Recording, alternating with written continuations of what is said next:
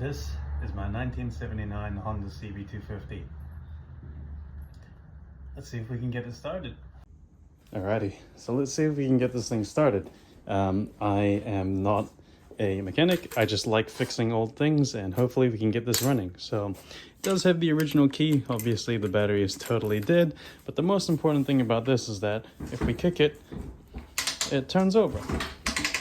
So engine's not seized or anything like that, but since it hasn't been running 4 years, it has accumulated a lot of rust and dust, and yeah, we're gonna take it apart and see if we can get this thing going. So should be fun.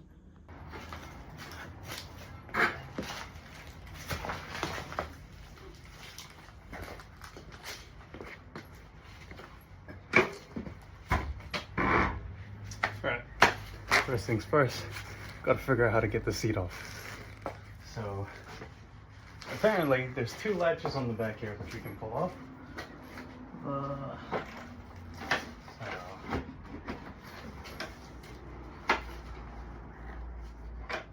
Oh, it's I don't know if you guys can see it here, but it's locked.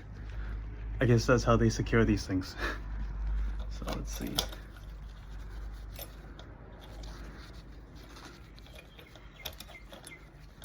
Oh, of course it's seized. I didn't actually record that, but I turned it and jiggled it a bit. And it seems to have come loose. So we're gonna hit it with WD-40 just to make sure that it slides out a little bit better next time. But with that off, we should be able to take the seat off. See if I can get it with one hand. On the other side. Come on, buddy.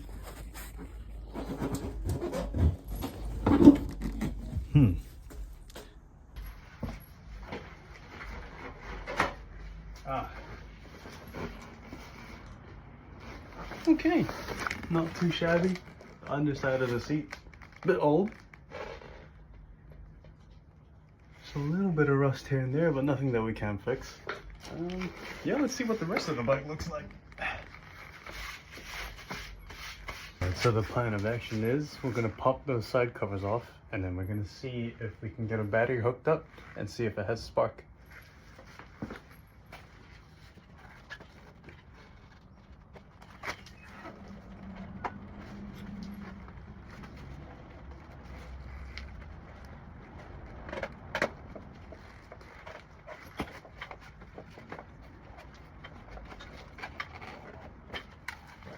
Being very, very careful about this. I don't know if you just saw on my ass or what, but you know, we're gonna be really careful to not break this, because this is probably gonna be really expensive if I do.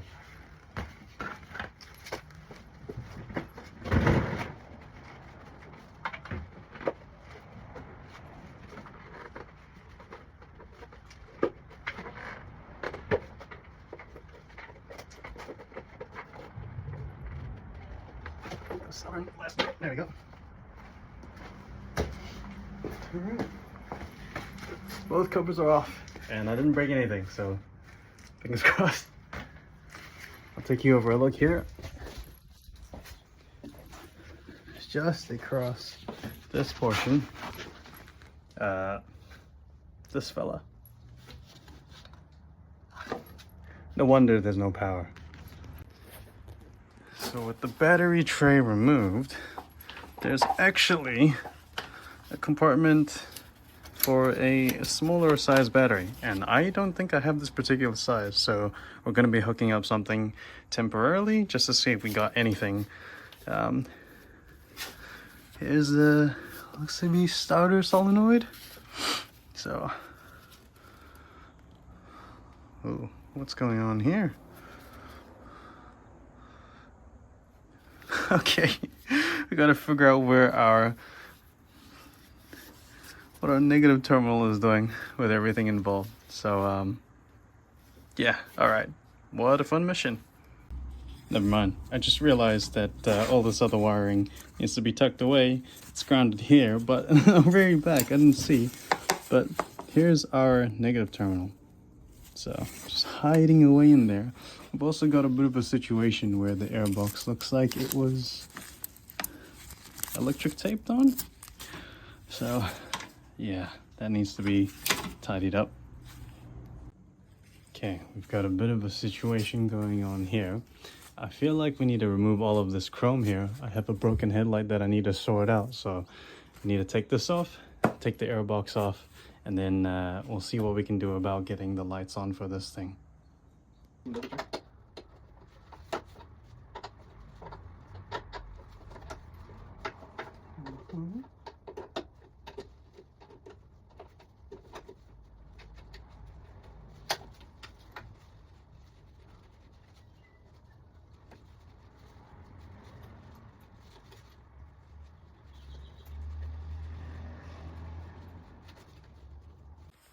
Alright, so we traced the wires coming from here and we've ended up at this little junction here. So one of the right indicators is in one of these larger boxes and the other one I'm guessing is for this guy here, which is perfectly fine, but we're probably going to need to unplug those anyway because we're going to be taking this off, taking that off, and then seeing if we can bring that back to life. So actually I was wrong. I had that inside unplugged. I'm pretty sure it's seized because you should just be able to slide that out, but it's totally rusted in there, so we're gonna have to see what we can do to free that, but I've left that one for now. Tracing the left hand side indicator, we've come across these wires here, and it looks like the signal wire, this is the ground, that it's unplugged from here. The other one seems to be going into the back of that junction box, so well, not junction box, but this cluster of wires. So mental note, they are a little bit different, so we'll unplug that and then we'll start working on taking this off. Before we do that, I gotta take a mental note. Actually, this rear tail light, it is all connected under there through that channel into the headlight, but it actually comes up here, and before I take that off I'm gonna need to unplug this. So there's two greens, probably it looks like maybe stoplight indicator. I don't know why there's a yellow light here, but I'm guessing there might be another set of indicators in there. So there's two there, or perhaps that's just, oh no, I'm a total idiot. That is the brake lights when you turn it on, and that is just the running light. So we're gonna need to unplug those, and yeah, I think we should just be able to take that off.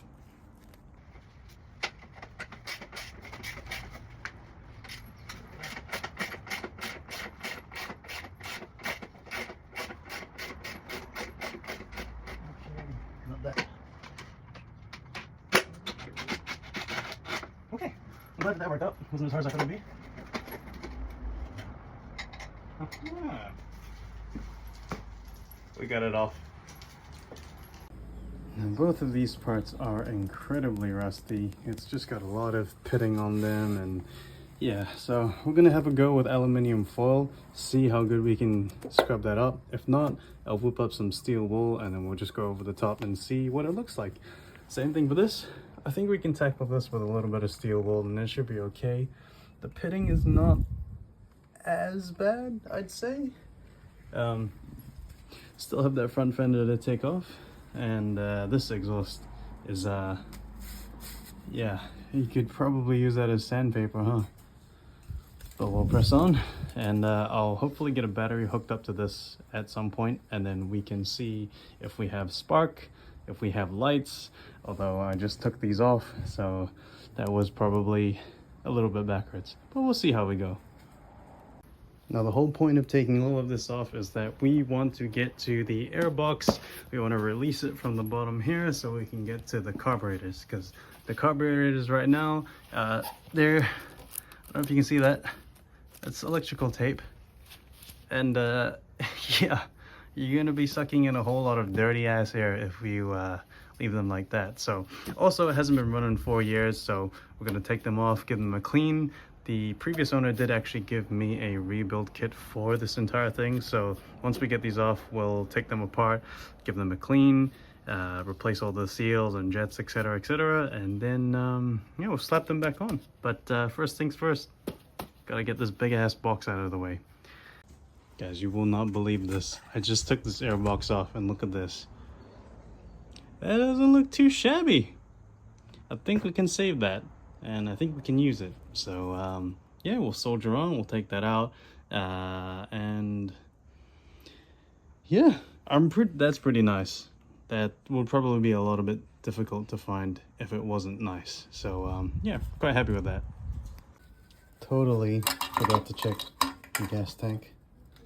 It's nice that it still opens well. I hope it's not rusty. Okay.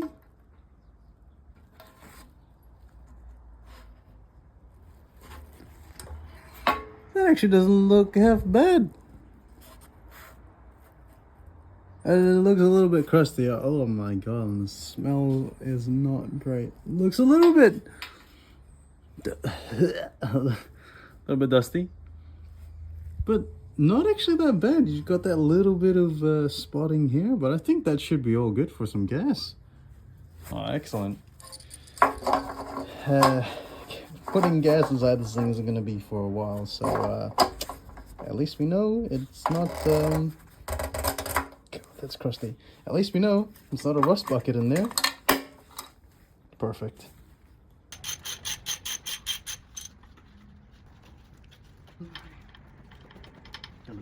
The best thing to do when you remove bolts is, if you can, just pop them back where you took them off. So if you're not super organized, you at least know that the bolts are still on the bike.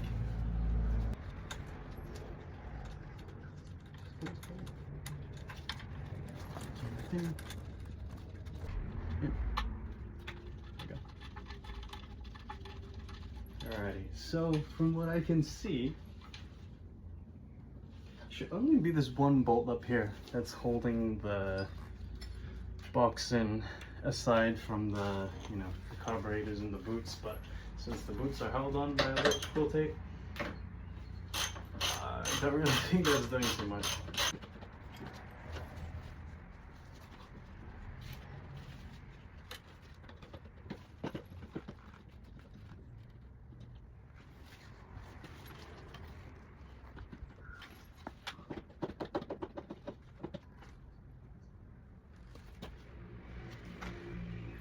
That's the whole thing that's moving, I think, based on that. I might actually have to take the wheel off. Ah yes, so much for trying to get it started. I realized upon closer inspection that the carburetors, well, the airbox is not here, there's no gas in the tank, there's no battery that I can use for this particular motorcycle, and yeah, so no way I can check spark, no way I can check the electricals. So I just started going ahead and taking everything apart. I'm trying to get this airbox off right now so I can take these guys off so that I can give them a clean and a rebuild. I do have this owner's workshop manual that the previous owner provided me, so that's really helpful.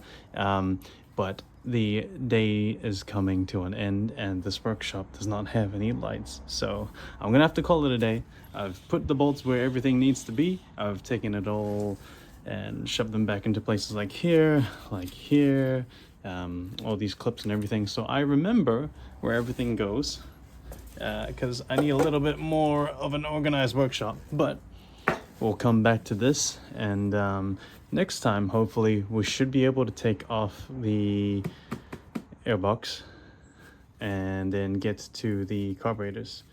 Bit of a short one, but you know, started late, had to move all of the other bikes out first because we've got a tiny garage. But yeah, alrighty,